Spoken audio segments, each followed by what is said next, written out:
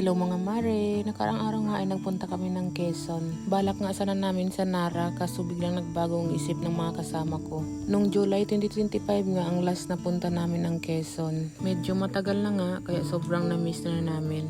Kaya pagdating namin ng Abu-Abu, nagdesisyon kami na dito na lang pumunta. Isa nga sa pinakagusto namin dito sa Quezon ang kanilang daanan. Kasi bukod sa walang masyadong lubak, napakaganda rin ng tanawin. Maya-maya nga ay nakarating na rin kami sa mismong bayan. Dito nga ay kailangan ko na magdahan-dahan kasi medyo maraming sasakyan dito. Lalo na pag market day nila, sobrang daming sasakyan. Halos traffic na nga. Napansin ko lang sa isang linggo parang 2 beses yung market day nila dito. Lunes tsaka Sabado. Pero itong araw na pumunta kami, araw to ng Martes, medyo kulang ang mga sasakyan dito. Naalala ko nung first time namin pumunta dito, akala namin open ang Tabon Gate pag Lunes. Hindi pala sila open. Parang sa isang linggo, parang 3 beses silang sarado. Kaya nung second time na, natuloy na kami. Hindi na namin pinalagpas yun. Pag pumunta ka doon, kung nakamotor ka man, siguraduhin yung maayos ang inyong preno. Kasi sobrang taas at pagbulusok talaga siya.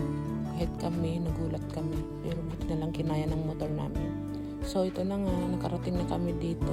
Dito kami lagi namimili ng aming paninda. Kasi compare sa ibang store, mas maraming mura dito. Kasi nung time na diyan, medyo minalas kami. Kasi kukunti lang ang kanilang stock. Kasi sobrang dami naman talaga namimili dito, kaya hindi na ako nagtaka. Kaya palagi sila nauubusan ng mga stock. So ayan nga, naglalakad kami dyan kasi naghahanap kami ng mga kainan. At dito na lang kami kumain sa May Lives Pizza. Dito rin kami kumain nakaraan, yung huling punta namin. At dito rin namin na-meet si Mima, si Queen Pango, ang sikat na vlogger ng Quezon, Palawan. At grabe, sobrang bait niya. G na G siya sa mga nagpa-picture sa kanya. Hindi talaga siya namimili. Sobrang bait at lagi siya nakangiti. At na-meet din namin siya nung time na yan. Yun nga lang, hindi kami naka-video kasi busy kami magpa-picture sa kanya. At ito lang pala ang aming kinain, spaghetti at pizza. Kasi medyo busog pa kami kaya ayan lang yung order namin.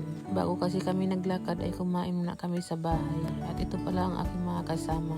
Hanggang dito na lang muna mga mare. Thank you for watching.